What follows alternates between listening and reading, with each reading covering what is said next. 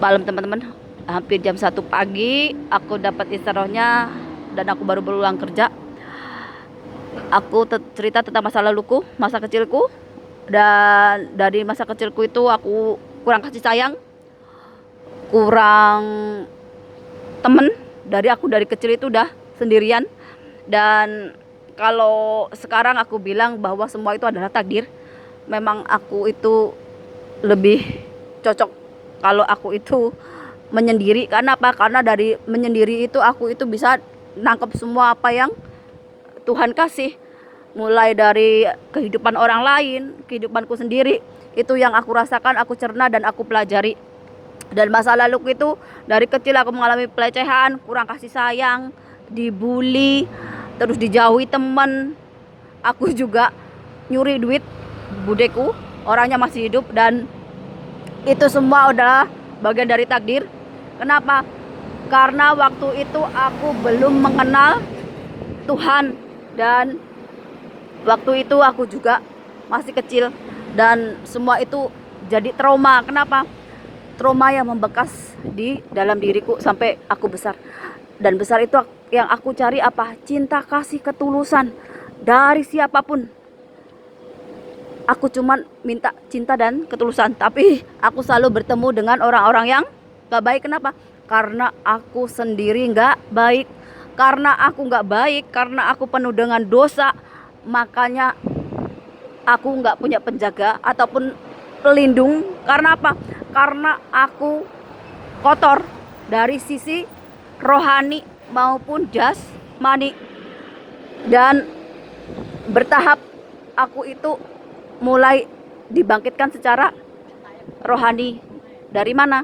Dari ketika aku mengalami namanya keluruhan, kehancuran, di mana aku belajar dengan ikhlas bahwa apapun yang Tuhan kasih ke aku, entah itu dalam jodoh, entah itu dalam rezeki, entah itu dalam keluarga, atau apapun, itu memang sudah bagian dari takdir. Dan ketika aku melepaskan hal-hal yang buruk itu, memaafkan, dan aku itu kembali memulai hidup baru dengan semangat baru, mulailah Allah itu membersihkan hatiku, dan perlahan-perlahan kasab hatiku dibuka. Mulai dari setiap aku mau kena masalah, kena bencana, ataupun setiap aku datang masalah itu ada bantuan, ataupun aku selalu merasakan ada orang yang bisikin, hati-hati, ada ini, hati-hati si A si B jahat sama kamu, hati-hati, hati-hati. Karena apa? Karena dari rohani dan jasmani sudah mulai memperbaiki diri. Karena aku yang nyata-nyata melakukannya. Jadi ini adalah kesaksianku tentang kekuasaan Tuhan. Bagaimana Tuhan itu membersihkan jasmani rohani kita itu dari perbuatan kita sehari-hari, dari yang kita lakukan. Dulu aku itu ya sama kayak orang lain, tukang rumpi, tukang maksiat. Ibaratnya aku itu ya ngomongin orang, ya aku itu nongkrong, hal-hal yang buruk aku lakukan. Tapi ketika perlahan-lahan kasab hatiku dibuka, aku mulai belajar untuk memperbaiki diri, sampailah ke titik sekarang. Titik sekarang aku itu gak bakalan nongkrong atau buang-buang waktu hanya untuk satu ngerumpi, bikin hal-hal yang gak baik ataupun yang gak anfaedah, yang gak ada gunanya. Kenapa? Karena di masa ini masa keemasan, di mana kita itu secara jasmani dan rohani udah dituntun sama Tuhan, sama Allah. Melalui apa? Melalui petunjuk di dalam hati kita, di kolbu kita. Ini kemarin yang bilang kebanyakan isyarah, jadi aku itu merasa paling baik. Enggak. Untuk mendapatkan isyarah atau petunjuk dari Tuhan, aku mengalami yang namanya dibully, dihina, direndahkan, dilecehkan, yang mungkin orang lain banyak yang bunuh diri, ataupun jadi pembunuh berdarah dingin, ataupun jadi pembunuh atau mengakhiri hidupnya. Karena apa? Karena nggak kuat dengan ujian Tuhan.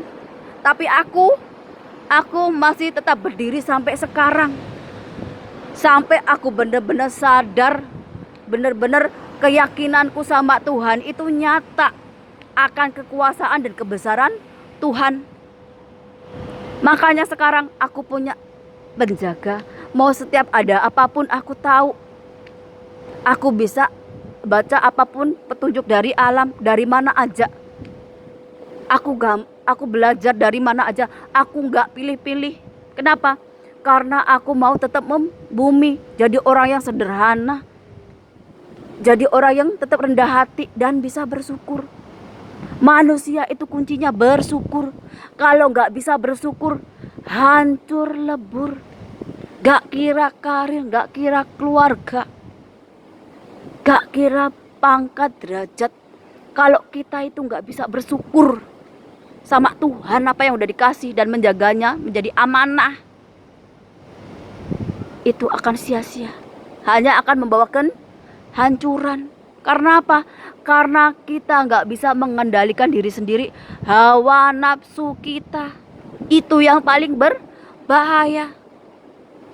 Kalau kita sudah dibukakan kasab, kita bisa melihat masa depan yang akan terjadi.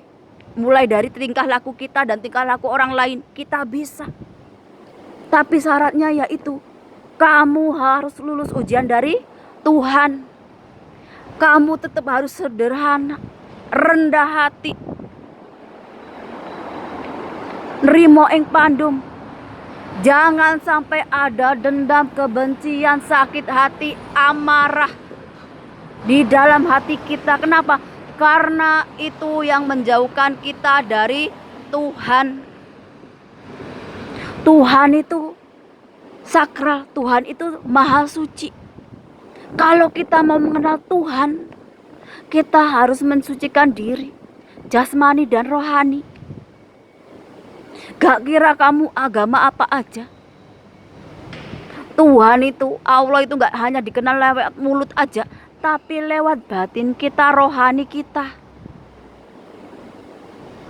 Jadi kalau orang cuman baik, tapi kelakuannya itu gak sama omongannya, sama kelakuannya, fix itu orang yang belum mengenal Tuhan. Masih manusia munafik. Karena apa? Karena hanya covernya aja yang baik, tapi kelakuannya lebih dari iblis, lebih dari setan. Kemarin ada yang nanya, gempa bumi apa hubungannya sama perang, sama kelakuan manusia? Kamu ditinggalkan yang namanya kitab suci, Alkitab, Al-Quran, Injil, Taurat, Zabur. Gunanya buat apa? Itu adalah perjalanan rohani dari para nabi dulu, yang di situ mencatat kelakuan manusia, mulai dari peradaban, pemimpin dan rakyat kelakuannya seperti apa, di situ dituliskan, dan Allah menghukumnya seperti apa. Itu adalah kisah nyata, bukan dongeng. Jadi kalau beragama, berkeyakinan, belajarnya nggak cuma di syariat aja. Naik lagi ke tingkatannya ilmu jiwa, ilmu rohani, ilmu batin, sampailah ke ruh yang suci itu. Biar apa? Biar kasaf hati kita ini, kolbu kita ini suci, bersih. Nggak cuma omongannya aja.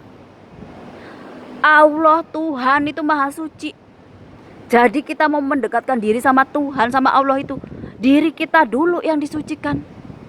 Rohani kita ini dulu yang disucikan. Dari mana saya mengalaminya sendiri. Bagaimana dulu ketika saya rusak, saya nggak kenal namanya Tuhan. Sampai ke sekarang ini, alhamdulillah dapat hidayah. Coba kalau nggak dapat hidayah, sudah rusak. Jadi apa? Jadi lontek pinggir jalan sana. Ataupun jadi makan hak orang lain. Apa saya menghakimi orang lain? Enggak. Itu adalah orang-orang yang belum dapat hidayah. Malah kasihan sama orang-orang yang begitu. Kenapa? Karena dia disesatkan sama iblis, sama setan. ada.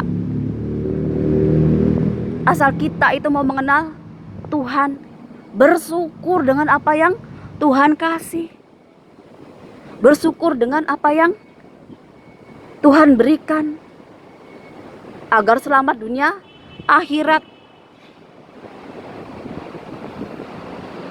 Kembali ke kitab suci yang ditinggalkan. Kalau kalian tersesat jalannya,